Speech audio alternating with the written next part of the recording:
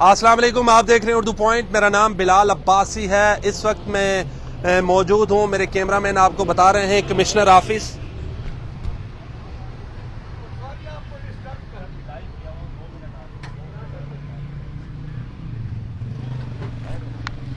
इस वक्त मैं मौजूद हूँ कमिश्नर ऑफिस रावलपिंडी के बाहर। जो कमिश्नर थे इन्होंने इस्तीफ़ा दे दिया है और ये कहा है कि मैं खुदकशी करने वाला था।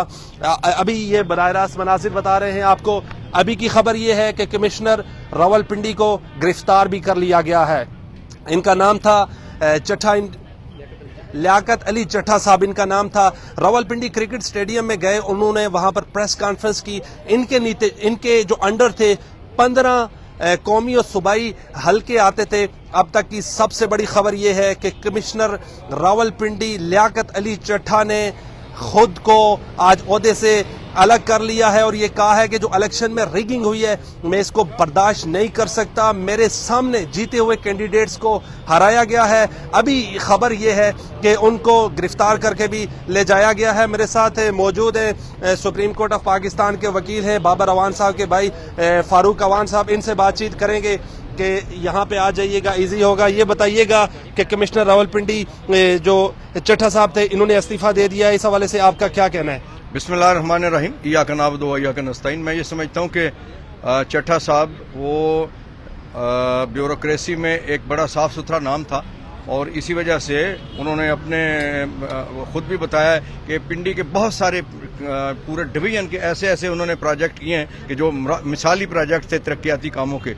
अब जो सूरत हाल, मैं ये समझता हूँ कि ये पहला क्रेडिट तो मौलाना फजल रहमान साहब को जाता है कि उन्होंने पहला पत्थर हटाया और फिर उस पत्थर हटने के बाद अब ये जो सैलाब आ रहा है ये किसी जगह रुकने के लायक नहीं है।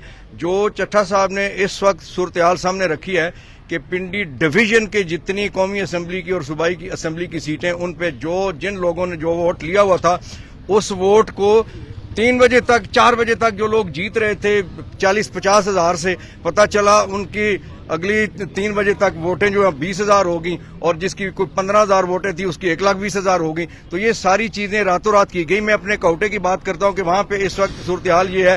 कल सुलेमान नाम है उनका, कलर शहीदान से मेरे क्लाइंट हैं, वो आए थे मेरे पास। उन्होंने कहा कि मेरा बेटा जो टीचर है वो खौफजदा होकर घर में बैठा हुआ है कि उन्हें मजबूर किया जा रहा है टीचर्स को कि आप बयान दें, इधर साइन कर दें। लेकिन लोग जो हैं सारे के सारे बेईमान नहीं होते। ये बताइएगा, लोग दिलेरी से इस वक्त निकलना शुरू हो गए ब्यूरोक्रेसी में से भी। और ये मैंने कहा ना, फजल रहमान साहब का बयान पहला पत्थर था, ये दूसरी बड़ी चट्टान हटी है। इसके बाद अब फ्लड। आप सीनियर कानूनदान हैं, आप इनको जानते भी हैं पर्सनली। 15 कौमी और सूबाई असम्बली के जो हलके हैं लियाकत अली चट्ठा साहब के अंडर आते हैं। क्या कहिएगा आप इस हवाले से जो इन्होंने आज इनिशिएटिव लिया और एक मिसाल कायम की, प्रेसिडेंट सेट किया, और ये अभी की खबर ये है कि उनको यहाँ से गिरफ्तार भी कर लिया गया है? देखिए, मैं तो ये समझता हूँ कि जो कल मैरियट होटल में जो पीटीआई ने पिंडी डिवीजन में से जितने भी फॉर्म 45, वो ज़ाहिर उससे पहले भी हमें पता था कि फॉर्म 45 सामने रख के जो कुछ पूरी दुनिया के मीडिया को जो कुछ बताया है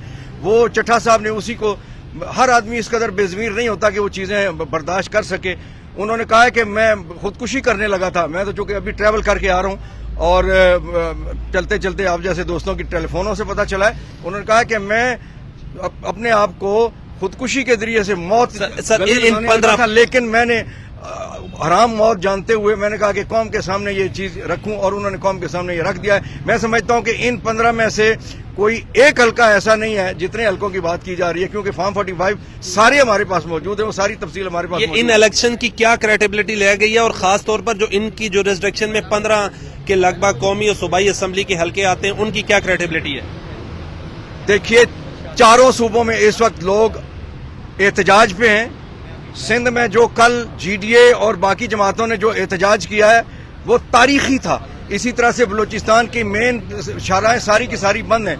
फिर जो केपीके और पंजाब में जो भी नशिस्तें अरवाई गई हैं सबके पास फॉर्म 45 मौजूद हैं। और इलेक्शन कमीशन के जो रूल्स हैं, ज़ाब्ते हैं, प्रोसीजर है, एक्ट है, उसके मुताबिक सिर्फ एक डॉक्यूमेंट है कि जिस पे 100% भरोसा किया जा सकता है, वो फॉर्म 45 है। क्योंकि इलेक्शन के बाद जो पोलिंग में से रिजल्ट निकलता है वो 10 बैठे हुए या 2 बैठे हुए या 20 बैठे हुए पोलिंग एजेंट, उन सब को पोलिंग अफसर سارے ووٹ گنتی کرنے کے بعد اتنے درست تھے, اتنے ریجیکٹڈ تھے, اور اتنی چیزیں باقی جو کچھ ہے وہ ساری تفصیل ہوتی ہے اور سب کو دستخط اور انگوٹھے کروا کے وہ فارم 45 دیا جاتا ہے. اس لیے درست نتائج وہی ہیں جو فارم 45 کے میں لکھے ہوئے.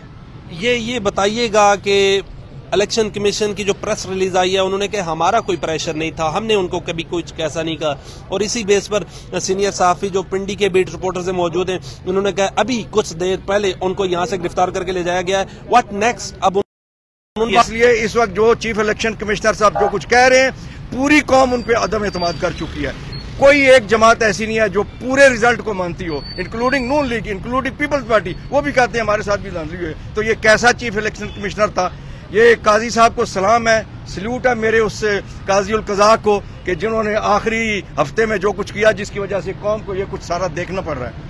اب کیا سمجھتے ہیں کہ جو انہوں نے ان کے انڈر جو الیکشن ہوئے ہیں وہ الیکشن واپسی ہو سکتے ہیں؟ قانونی پوائنٹ آف ویو کیا آپ کا؟ قانونی پوائنٹ آف ویو ہے کہ فارم 45 کے مطابق ریزلٹ جس جماعت کی اکثریت بنتی ہے اس کو دے دیں, مسئلہ حل ہو جائے گا.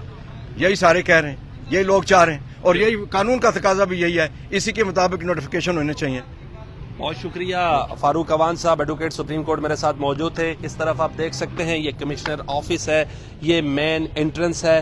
گرفتاری بھی دے دی ہے, صحافیوں نے ہمیں بتایا ہے کہ ہمارے سامنے گرفتاری دی ہے. کمشنر آفس ہے راولپنڈی, لیاقت علی چٹھا, جنہوں نے آج پریس کانفرنس کی اور انکشافات کیے کہ میں آج خود کو اپنی جان دینے کے لیے اپنی جان کو داؤ پہ لگا دیا تھا, لیکن میں نے سوچا کہ میں میڈیا کے سامنے بتاؤں. یہ وہ کمشنر آفس ہے. اب تک کے لیے اتنا ہی دیجیے. بلال عباسی کو اجازت. اللہ نگہبان.